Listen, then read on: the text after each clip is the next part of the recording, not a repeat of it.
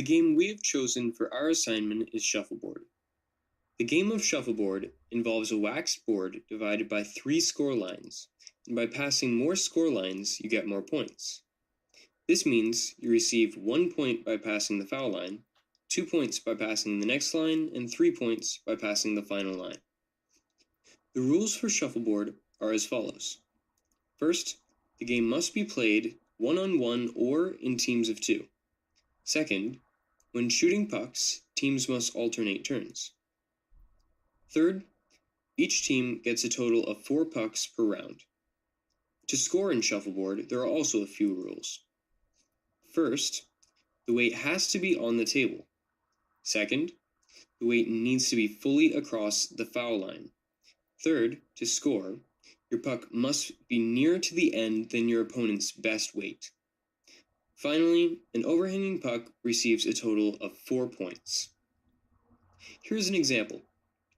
As you can see, we have 2 teams, Team Brown and Team Green. Right now, it's Team Green's turn, and they knock off the furthest brown puck. In the collision between the 2 pucks, both go in different directions and fall off the edge of the board. If this was the last round, Team Green would win with 2 points.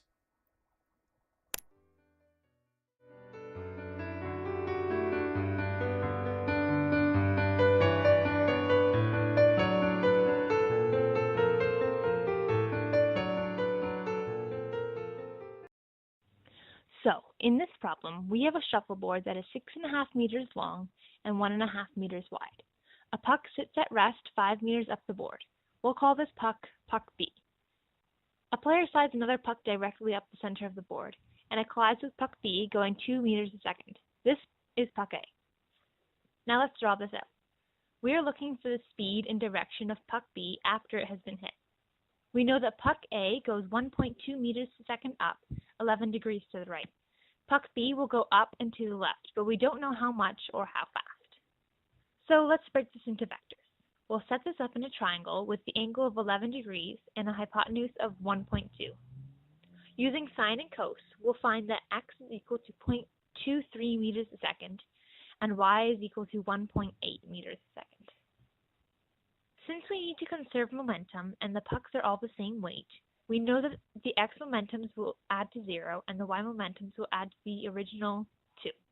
This leaves us with negative 0.23 for x and 0.82 for y for Puck B. Next, we'll put these two numbers into a diagram for B. We can use the Pythagoras theorem, or a squared plus b squared equals c squared. We'll substitute x in for a and y in for b, and c will be the final speed. So we'll find that the final speed for Puck B after the collision is 0.85 meters per second. Using tan inverse, the angle of the puck can also be found. X goes over y in this situation, and so the angle is 16 degrees. Therefore, our final answer for the first part of this problem is that Puck B goes 0.85 meters per second up the board, 16 degrees to the left.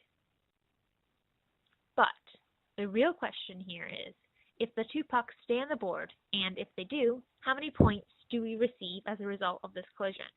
We can figure that out with the following information. First, the coefficient of friction is 0.1.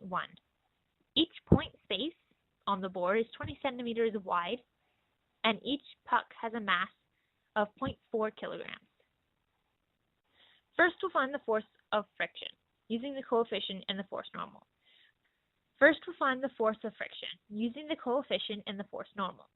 Force normal is the mass times 9.8, or acceleration of gravity, and when that is multiplied by 0.1, we have a force of 0.392 newtons, slowing the puck down. We can find the acceleration using F net is equal to mass times acceleration. The net force in this situation is the same as friction, so we get an acceleration of 0.98. This is a negative number because the puck is slowing down. So let's gather what we know of Puck A. The initial velocity is 1.2 meters per second, as we already found out. The second velocity is 0 because it comes to a stop. Acceleration is negative 0.98, and the rest we don't know. Using the equation v2 squared is equal to v1 squared plus a delta t, We can find the displacement for this situation. So we'll substitute in the numbers and solve for d, which is 1.47 meters. Since this is a vector, we have to once again break it into x and y. We'll use the angle of 11 degrees from before. So we have 1.47 sine 11 is equal to x, which is 0.28 meters, and 1.47 cos 11 is y, which is equal to 1.44 meters. From the board, we know that if y is greater than 1.5 meters, the puck falls off, and if x is greater than 0.75 meters, the puck also falls off the board. So we can conclude that puck A is still on the board. Now let's see if puck B qualifies for points. Its initial velocity is 0.85 meters per second, and it also comes to a complete stop, which will be its v2. Acceleration is negative 0.98, and once again, we don't know what displacement or time is. Using the same equation as before, we find that delta D is equal to 0.74 meters. We break it into x and y again with the 16 degrees that we found before. X here is equal to 0.2 meters, and y is equal to 0.71 meters. Using the same conditions as before, we can deduce that puck B is also on the board still. Okay, so let's draw this out again. Each space is 20 centimeters wide. The collision happens at 5 meters down the board, and the entire thing is 6.5 meters long. Puck A goes 1.44 meters up the board, which places it at 6.44 meters. If you subtract this from the total length of the board, you get 0.06 meters, or 6 centimeters, which is definitely going to get you 3 points.